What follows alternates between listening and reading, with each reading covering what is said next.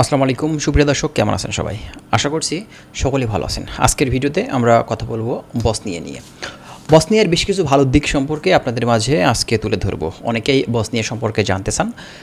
বসনিয়ার বেশ কিছু ভালো দিক আছে, আমরা বেশ কিছু ভালো দিক সম্পর্কে আপনাদের মাঝে আলোচনা করব এবং সবশেষে বর্তমানে বসনিয়ার এখন ভিসার আপডেট কী আছে আমরা সেটা নিয়ে কিছু কথা বলার চেষ্টা করব। যারা বসনিয়া সম্পর্কে জানতে ইচ্ছুক আছেন অবশ্যই ভিডিওটি স্কিপ না করে আপনারা শেষ পর্যন্ত দেখবেন, তাহলে কিন্তু অনেক কিছু গুরুত্বপূর্ণ ইনফরমেশন আপনারা কিন্তু এই ভিডিও থেকে পেয়ে যাবেন।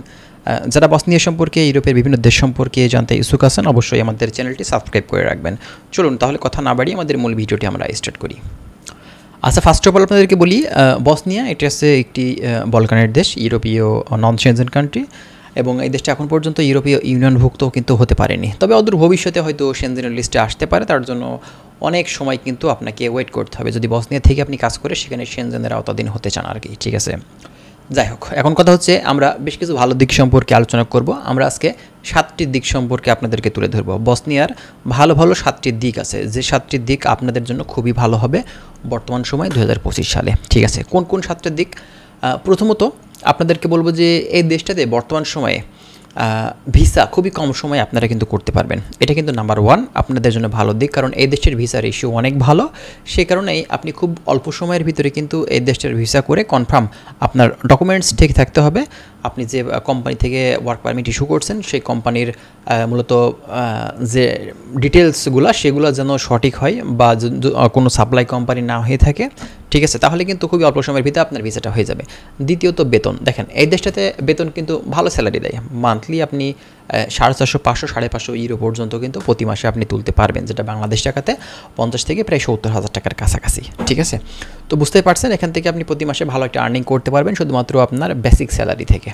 এরপরে আপনি কম সময়ে বর্তমান সময়ে ফ্লাইট করতে পারবেন। আপনার ভিসাটা যদি কম সময়ের ভিতরে হয়ে যায় সেক্ষেত্রে তো বুঝতেই পারছেন আপনি ম্যানপাওয়ার করবেন, বিএমইটি ম্যানপাওয়ার ক্লিয়ারেন্স করার পর তারপরে কিন্তু আপনি ফ্লাই করবেন। তো বর্তমান সময়ে যদি আপনার ভিসাটা অরিজিনাল হয়ে থাকে অবশ্যই ম্যানপাওয়ার হবে। অনেকে বলেন যে ভাই ম্যানপাওয়ার দেয় কিনা বসনিয়ার ক্ষেত্রে? অবশ্যই দিবে না কেন ভাই? আপনার যদি ভিসা অরিজিনাল হয়ে থাকে, ডকুমেন্টস অরিজিনাল হয়ে থাকে, আপনি যদি একজন দক্ষ কর্মী হয়ে থাকেন অবশ্যই দিবে।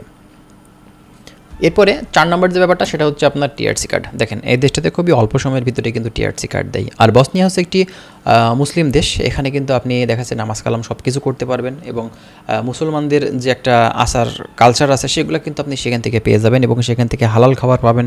ঠিক আছে, এরপরে আপনার হচ্ছে ইউরোপের সেন্ট্রালের দিকে মুভ করার ব্যাপারটা দেখেন 5 নম্বরে এই জিনিসটা কিন্তু খুবই গুরুত্বপূর্ণ। এর জন্যই আমরা কিন্তু যেয়ে থাকি বসনিয়াতে। আপনি মূলত হয়তো সার্বিয়াতে ট্রাই করেছেন বা অন্যান্য কান্ট্রিতে ট্রাই করেছেন, কিন্তু বসনিয়াতে ট্রাই করলে আপনার জন্য ভালো হবে কি, সার্বিয়াতে যারা যায় সার্বিয়া থেকে গেম দিতে হয় কিন্তু মূলত আপনার বসনিয়া হয়ে। তো এক্ষেত্রে আপনি যদি বসনিয়া যান সেক্ষেত্রে কিন্তু এক ধাপ আপনি আগেই এগিয়ে যাচ্ছেন। ঠিক আছে, সার্বিয়া থেকে বসনিয়াতে গেম দিতে গেলেও কিন্তু একটা খরচ লাগে।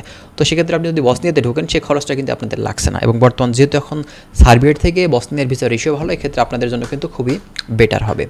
এরপরে যদি 6 নম্বরের সুযোগ সুবিধার কথা বলতে হয়, এখানে মূলত আপনার থাকা খাওয়া এগুলো বেশিরভাগ কোম্পানি কিন্তু দিয়ে থাকে। তবে কিছু কোম্পানি আছে যেগুলো শুধুমাত্র থাকা দেয়, খাবারের টাকা দিয়ে দেয়, এগুলো নিজের হিসাব নিকেশ করে কিন্তু খাওয়া লাগে। ঠিক আছে, এবং কোম্পানি তো আপনাকে ইন্স্যুরেন্স দেবে যদি চিকিৎসার, সেটাও দায়ভার সব কিছু তারাই নেবে এবং আপনার প্রতি বছরের রিনিউ খরচ এটাও কিন্তু কোম্পানি করে দিবে। ঠিক আছে, এরপরে সবশেষে যে সেটা হচ্ছে আপনার, এবং 7 নম্বরে যে ভালো দিকটা সেটা হচ্ছে আপনি সেখান থেকে পার্মানেন্ট রেসিডেন্সি বা পাসপোর্ট বা সেখান থেকে আপনি নাগরিকত্ব নিতে পারবেন। তো এটা কিন্তু খুবই ভালো দিক।